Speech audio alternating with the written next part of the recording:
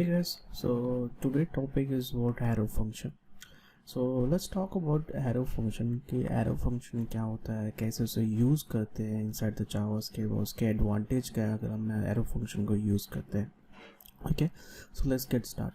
So basically अगर मैं arrow function का अगर मैं बात करता हूँ तो एरो फंक्शन बेसिकली जो होता है it's just like it's work like a function जो नॉर्मल फंक्शन हम जावास्क्रिप्ट में डिफाइन करते हैं. बट एरो फंक्शन जो है वो लेटेस्ट फीचर्स है जो ईयर 6 में इंट्रोड्यूस किया गया था, जो वाइडली यूज़ होता है अगर आप रिएक्ट जेएस यूज़ करते हो या नॉर्मली आप एंगुलर यूज़ करते हैं, व्यू जेएस यूज़ करते हैं. तो एज यू कैन से कि जो एरो फंक्शन होता है इट्स लाइक अ शॉर्टेस्ट वे है डिफ़ाइन करना जो फंक्शन नॉर्मली हम डिफ़ाइन करते हैं. सो अगेन शॉर्ट वे से आप क्या कर सकते हो, वो फंक्शन को आप डिफ़ाइन कर सकते हो. तो मोस्ट इम्पोर्टेंट पॉइंट ये है कि एरो फंक्शन को एक्चुअल में डिफ़ाइन कैसे करते हैं, कि मोस्ट ऑफ द टाइम बहुत प्रॉब्लम होता है कि एरो फंक्शन को कब हम कैसे इसको यूज़ करना है, कैसे इसको डिफ़ाइन करना है, वो बहुत इंपॉर्टेंट चीज़ होती है. ठीक है, सो इसके बारे में आपको ईच एंड एवरीथिंग्स मैं आपको बताता हूँ कैसे यूज़ करना है. So as you can see here, यहाँ पे मैं एक एनोनिमस फंक्शन यूज़ कर रहा हूँ जो है फंक्शन जिसमें मैंने टू स्पेसिफिक पैरामीटर पास किया है जैसे कि स्क्वायर एंड ये एनोनिमस फंक्शन को मैं एक वेरिएबल के अंदर असाइन कर रहा हूँ जो है let square is equal to that anonymous function. So अगर आपको लेट एंड कॉन्स्ट चाहिए वेरिएबल से, अगर आपको ये सिंटेक्स पता नहीं है तो मेरे प्रीवियस जो मेरा ये वीडियो है उसमें आप जाके चेक कर सकते हो कि उसमें मैंने वेल एक्सप्लेन किया हुआ है कि लेट कॉन्स्ट एंड वेर में डिफरेंट क्या है. So what is difference between var, let and const, वो सारी चीज़ें मैंने वो वीडियो में एक्सप्लेन किया हुआ है, तो आप उसको जाके चेक कर सकते हो. So in this case as you can see here कि ये जो नॉर्मल एनोनिमस फंक्शन था उसी एनोनिमस फंक्शन को मैंने कुछ शॉर्ट हैंड वे में डिफाइन किया as you can see here. So same variable name मैंने डिफाइन किया एंड देन उसके बाद मैंने क्या किया है कि rather than calling this function keyword here, मैंने नॉर्मली जो स्पेसिफिक पैरामीटर है और जो पैरेंथेसिस है वो मैंने यहाँ पे क्रिएट किया हुआ है. एंड देन उसके बाद मैंने एरो यूज़ किया है, इसको also JavaScript also known as a fat arrow, ठीक है, also known as arrow function. And बहुत सारे प्रोग्रामिंग लैंग्वेज में इसको लैम्डा एक्सप्रेशन भी बोला जाता है.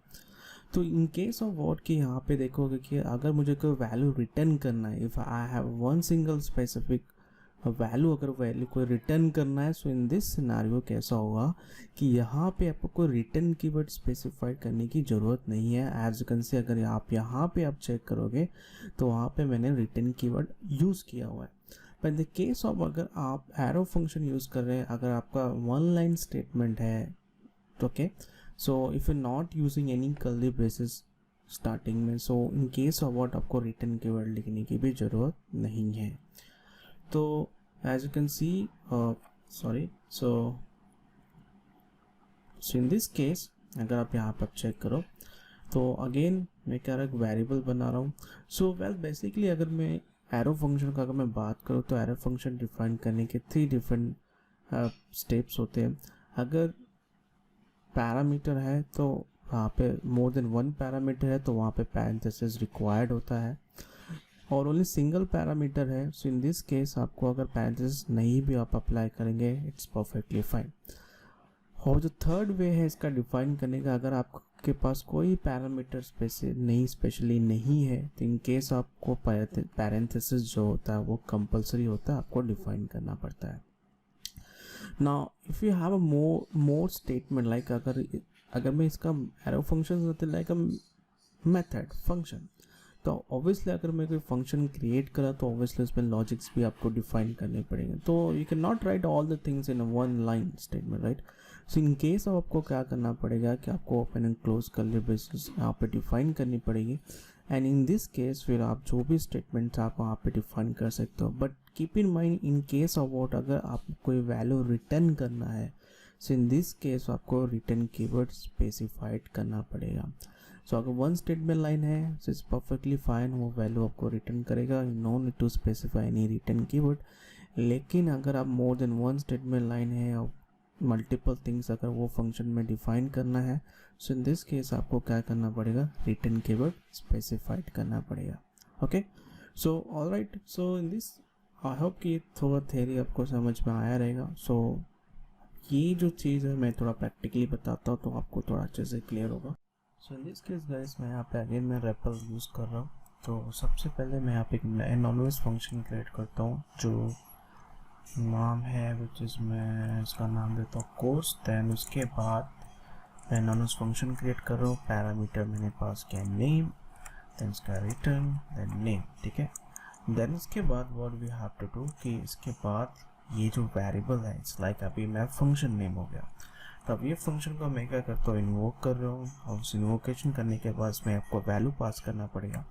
सो मैंने यहाँ पे जो वैल्यू पास किया है वो है JavaScript, okay. And lastly what we have to do कि ये जो वेरिएबल है मैं थोड़ा एक अनदर वेरिएबल में ले लेता हूँ। फॉर एग्जांपल मैंने लिया ए और उसके बाद मैं यहाँ पे इसको कंसोल करता हूँ so that I can see the value.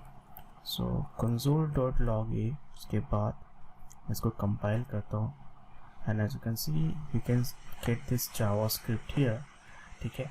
So but basically even though अगर मैं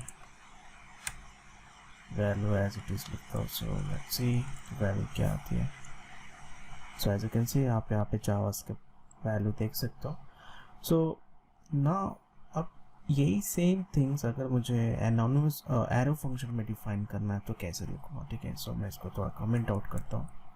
सो उसके बाद मैंने क्या किया, एक वेरिएबल लिया let codes is equal to the name goes to, मैंने यहाँ पर लिखा नेम, ठीक है। तो अभी जो कोर्स है उसमें फिर से मैं वैल्यू देता हूँ जावास्क्रिप्ट एंड इसको सेव करते हैं, then beautiful.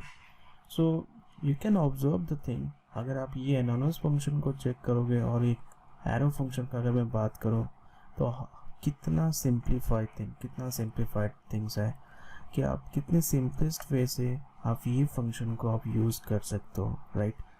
And it's looks neat and clean as compare to if you talking about anonymous function के बारे में बात करो या तो उसके कंपेयर में अगर मैं ये फंक्शन का बात करूँ जो एरो फंक्शन मैंने डिफाइन किया है, it's looks neat and clean और रीडेबल है, इसको देखने में काफ़ी अच्छा लग रहा है, ठीक है। सो the first let's talk about the types, कितने वे से मैं ये एनोनिमस फंक्शन को क्रिएट कर सकता हूँ। So the first thing without parameter, so यहाँ पे लिखता हूँ without parameter. So in this case यहाँ पे अगर मुझे कुछ डिफाइन करना है so I can define as a let user name, so user name then तो इन दिस केस जो मेरा पैरेंथेसिस होगा वो कंपलसरी होगा, वहाँ पे आपको डिफाइन करना पड़ेगा। So it goes to then console.log ऐसे हेलो यूज़र, ठीक है। नाउ लेट्स टॉक अबाउट कि अगर मेरे पास वन पैरामीटर है सो ऐसे email, so in this case मैंने मेल दिया। सो आप पैरेंथेसिस अगर आप लगाओगे तभी भी चलेगा, अगर आप पैरेंथेसिस नहीं भी अप्लाई करते हो that is perfectly fine. So in this case email then console.log to that email, then to let I say can say user details। so in this case more than one parameter है, so मैं यहाँ पे लेता हूँ user id then comma password, ठीक है। so in this case goes to then यहाँ पे मैं arrow यूज़ करता हूँ arrow function sorry parenthesis, so let's call user id then console, that should be console dot log which is for user id। so I say if अगर password है तो in this case console dot log यहाँ पे भी मैं क्या use करूँगा, password use करूँगा, ठीक है। so after that so अभी आप इन्वोक करो। so first things what user name यहाँ पे चेक कर सकते हो, then इसका email, so john@gmail.com and then user details, so इसमें john 120 that's 120 comma उसके बाद पासवर्ड देता हूँ, then it could be anything john@123।